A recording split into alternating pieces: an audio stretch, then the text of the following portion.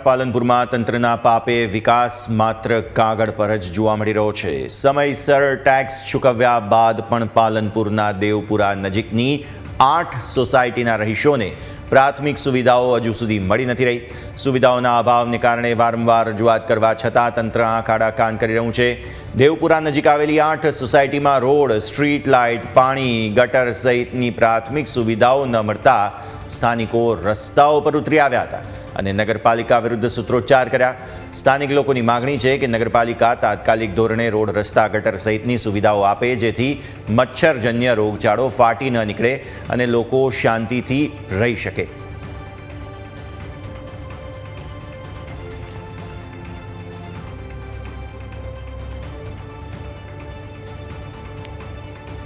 તો આપ નિહાળી રહ્યા છો હાલ પરિસ્થિતિ કેટલી ખરાબ છે। બનાસકાંઠામાં રસ્તાની મુશ્કેલી, ગટર સહિતના પાણી ભરાઈ જવાની મુશ્કેલી અત્યારે લોકોને સહન કરવી પડે છે અને પાલનપુરમાં જે તંત્રના પાપે વિકાસ માત્ર કાગળ પર જોવા મળી રહ્યો છે।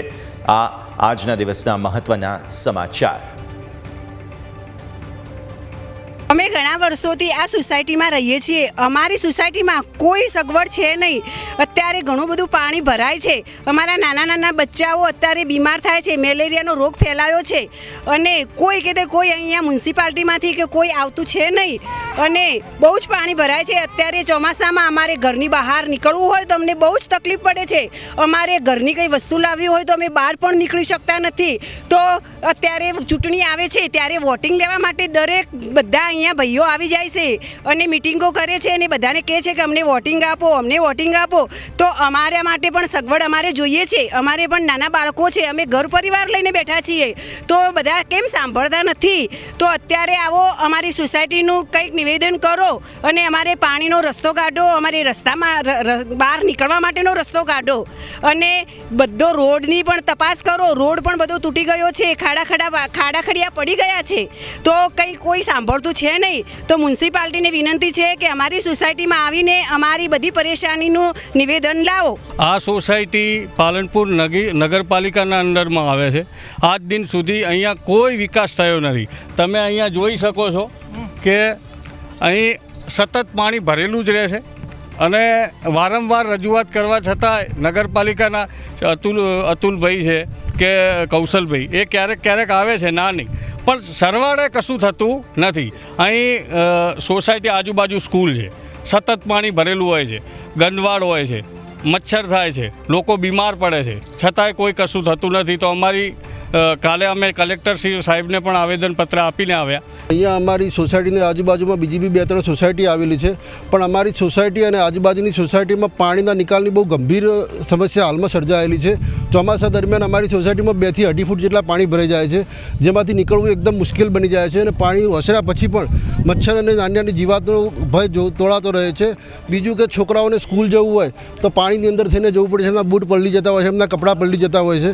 તો સરકારશ્રીને મારું નમ્ર નિવેદન છે કે આ સમસ્યાનો તુરંત ઉકેલ લાવી કંઈ ને કંઈક ઘટતું કરવા માટે નમ્ર વિનંતી। સોસાયટીની અંદર પાણી અતિશય ભરાય છે અને રોગચાળો થાય છે વારંવાર, તેમ છતાં પાણીનો કોઈ નિરાકરણ કરતા નથી। પાણીના કારણે મોટા ભાગે ગંભીર રોગો થતા હોય છે અને પાણીનો નિકાલ થતું જ નથી। એની વારંવાર રજૂઆત કર્યું છે અને કલેક્ટર સાહેબને કાલે આવેદન પણ આપીને આવ્યા છીએ આપણે, પણ હવે જોઈએ કે આનું કેવી રીતે ત્વરિત નિર્ણય નિકાલ કરે છે। દેવપુરા વિસ્તારની વિવિધ સોસાયટીઓ દ્વારા અત્રે ગઈકાલે રજૂઆત કરવામાં આવી હતી તેમના વિવિધ પ્રશ્નોને લઈને। તેમનો મુખ્ય પ્રશ્ન જે ડ્રેનેજ લાઇન નાખેલી છે, ત્યારબાદ રસ્તાના ડ્રેસિંગનો અને લાઇટનો પ્રશ્નો હતા। તે અંતર્ગત જરૂરી સૂચનાઓ જે તે વિભાગને આપી દીધી છે। જીયુડીસીને પણ આ રસ્તાનું ડ્રેસિંગ કરવા માટે સૂચના આપેલી છે અને આજરોજ હું મારી ટીમો સાથે સ્થળ મુલાકાત પણ કરી અને જે એમના પ્રશ્નો છે તેમનો તાકીદ નિકાલ આવે તેવા પ્રયત્નો કરવામાં આવશે। તેમજ વરસાદી પાણીના નિકાલ માટેની તેમની રજૂઆત હતી, તે અંતર્ગત પાલનપુર નગરપાલિકા વિસ્તારનો સ્ટોમ વોટર ડ્રેનનો પ્રોજેક્ટ મંજૂર થયેલો છે, જે અત્યારે હાલ ટેન્ડરિંગ સ્ટેજ ઉપર છે આગામી ટૂંક સમયમાં સ્ટોમ વોટર ડ્રેનની કામગીરી પૂરી થશે. બનાસકાંઠાના મુખ્ય મથક પાલનપુર નગરપાલિકા જે વિકાસની વાતો કરતી હોય છે તે અત્યારે પોકળ સાબિત થઈ હોય તેવા દ્રશ્યો સામે આવે છે. આપને હું જે રીતે દ્રશ્ય બતાવીશ કે પાલનપુર નગરપાલિકા વિસ્તારની જે સોસાયટીઓ આવેલી છે, સોસાયટીઓ અત્યારે પાણીમાં ગરકાવ હોય તેવા જે દ્રશ્યો છે તે સામે આવ્યા છે. એટલે કે પાલનપુરના જે દેવપુરા નજીક 4 થી 5 જે સોસાયટીઓ આવેલી છે, 500 થી પણ વધુ મકાન ધરાવતી જે સોસાયટી છે, હજારો લોકો ત્યાં આગળ રહે છે. અત્યારે તો મુશ્કેલીમાં મુકાયા છે. કહી શકાય કે ત્યાં આગળ કોઈ રોડ રસ્તા સારા નથી, પાણી ભરાયેલા છે. કેટલાક સમયથી ત્યાંના લોકો છે તે ત્રાહિમામ પુકારી ઉઠ્યા છે. આપને જે રીતે દ્રશ્ય બતાવીશ કે અત્યારે તો આ લોકો છે તે નગરપાલિકા નારા પણ ગુંજાવી રહ્યા છે. એટલે કે કેટલી હદે નગરપાલિકાથી આ લોકો છે તે કંટાળ્યા છે, કેટલીક રજૂઆતો કરી ચૂક્યા છે, કલેક્ટર ધારાસભ્ય સુધી પણ પહોંચી ચૂક્યા છે, પરંતુ હજી સુધી તેમની જે સમસ્યાઓ છે તેમના નિકાલનો હલ આવ્યો નથી. એટલે અહીંના જે સ્થાનિકો રહીશો છે અત્યારે તો ત્રાહિમામ પોકારી ઉઠ્યા છે. અનેક બીમારીઓના રોગ બની ચૂક્યા છે. એટલે કે અત્યારે તો તમામ પ્રકારના લોકોની એક જ માંગ છે કે નગરપાલિકા દ્વારા જે ઇલેક્શન આવતું હોય છે ત્યારે વોટિંગ લેવા માટે આવતા હોય છે, વોટ ખરીદવા માટે આવતા હોય છે, પરંતુ તેમના જે માંગો છે એક પણ એમનું કામ કરવામાં નથી આવતું. ત્યારે અહીંના લોકો પણ અત્યારે તો નગરપાલિકા હાયના નારા લગાવી રહ્યા છે અને ચૂંટણીનો બહિષ્કાર કરવાની પણ ચીમકી ઉચ્ચારી રહ્યા છે. તાત્કાલિક પ્રમાણે આ સમસ્યાનું હલ લાવવા માટે અહીંના રહીશોની અત્યારે તો માગ છે. Ratansinh Thakor, news capital, Banaskantha.